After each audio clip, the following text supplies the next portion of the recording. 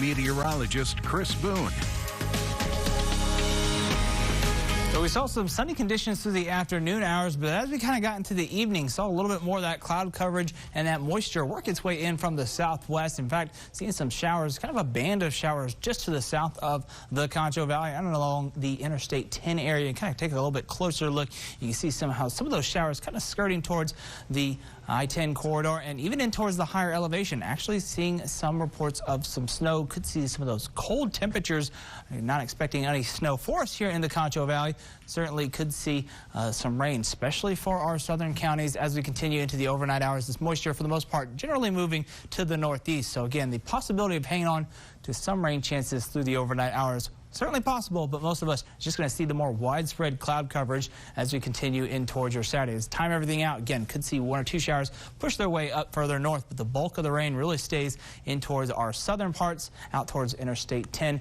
And again, the snow, for the most part, will stay well off towards the south and west, again, up in towards the higher elevation with that rain-snow mix. We'll see a little bit of a break for as we go in towards the later parts of Saturday, going in towards Sunday morning, seeing a little bit more of a break up, and then again seeing just those showers lingering just outside of the Concho Valley off towards the south, with those clouds still continuing for the weekend. That's going to keep things a bit on the cool side. We did see some of those showers and storms move through early this morning, or I guess basically yesterday, last night, where we saw that kind of band of showers. Not a whole lot as far as the accumulation was concerned, but it was very widespread. Most places picking up about 1/10 of an inch.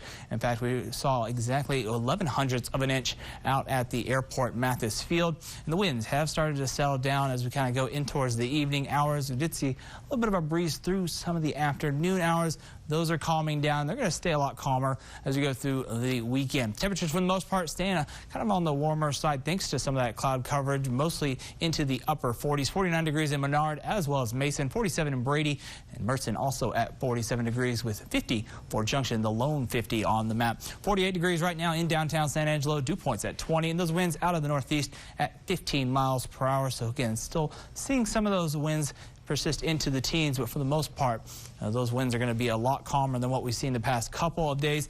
For the most part, northeast 5 to 10 miles per hour. Increased cloud coverage, better rain chances going to be in towards our southern counties, and only cooling off a few more degrees, dropping down into those low 40s and upper 30s for those overnight lows. Tomorrow, temperatures basically what we saw today, into the mid 50s for much of the Concho Valley.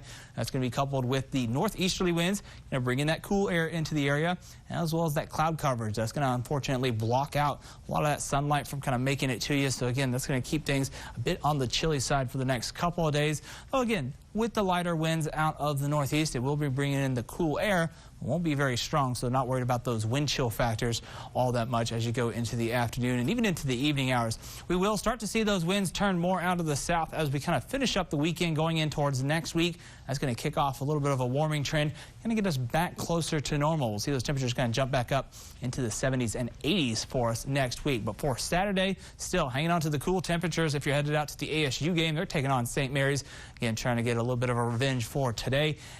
We'll be looking at a doubleheader at 2 and 5 p.m. Temperatures are going to still stay into those mid-50s with those cloudy conditions, so a bit chilly. Grab an extra layer for either game 1 or game 2. Still be looking at those temperatures basically the same for both, into the 50s going in towards game time for first pitch. The upper level low, that pushes off towards the east. That's going to take that cold air with it. Still lingers in Texas for the weekend, but as we get in towards next week, start to see those winds return out of the southwest. That's going to see those temperatures warm back up. You see the shades of orange and red make their return.